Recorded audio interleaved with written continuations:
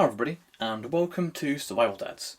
So today I want to show you my pocket trauma kit as of July 2020.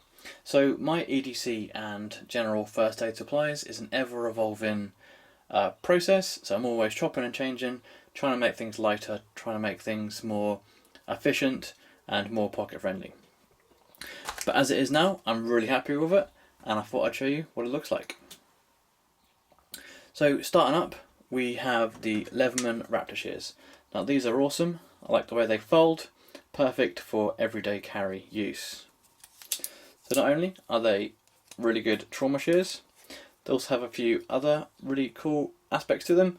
So they have the belt cutter there, and the glass punch here. So primarily these two tools are going to be most useful in a general emergency situation. Obviously removing clothes and such as well with the actual shears, but things like the oxygen wrench and the ring cutter isn't really something that you're going to use all that often. But those two aspects there and the actual shears themselves really make this stand out as a piece of EDC. And the fact that it folds as well, like, that really does make things a lot easier. So Raptor shears are definitely on the list. Next up we have the actual trauma kit itself. So this is in a Law Industries Stash It pouch. This is their 6x4 variant and I love it. Not only does it protect the contents within, also allows me to carry it in my pocket or my day bag.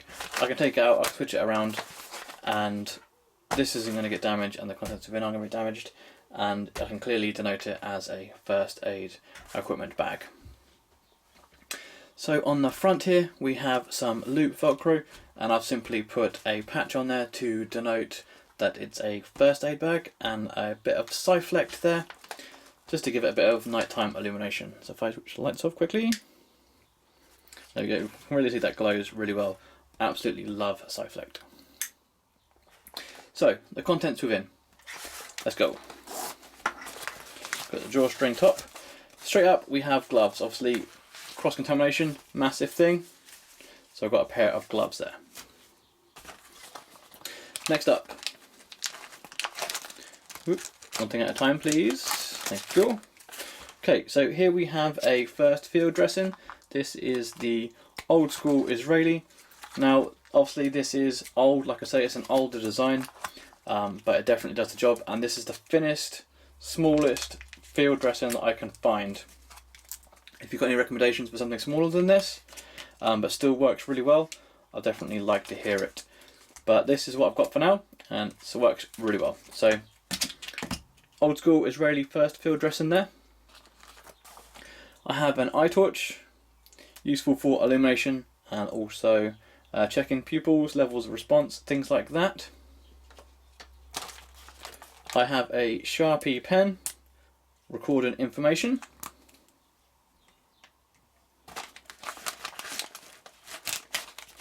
I have some Celox Rapid Hemostatic Z-Fold gauze. So this is useful for wound packing, and it's really good at doing that. Definite lifesaver there. And last but no means least, I have a Russell chest seal. So this is vented and is really useful for those penetrating chest injuries. Okay, so there we have it. That is the contents of my July 2020 pocket trauma kit. What do you think? Should I add some more items to it? Should I take some away? I'm really trying to get this kit down to the bare bones. So this is the life-threatening injuries that I can basically treat at the roadside or in the supermarket, wherever it happens. Keep someone alive long enough for them to get to hospital, basically. So it's always really tempting to add more and more to a kit, but I find if a kit is too big, you're simply not going to carry it with you. So this is what I've got in my pockets. As an addition, I should mention, I do normally have access to a cat tourniquet somewhere. With obviously the shape of this, it's sometimes quite difficult to carry in a pocket, so it normally lives in the day bag or in the car. But as an addition, a tourniquet is normally available at some point. So like I say, if you have anything you think I should add, anything that you think I could replace, please let me know in the comments below. As I say, this is always an ever-evolving concept, and I'd like to hear from you. So, thanks for watching, stay safe, and I'll see you soon.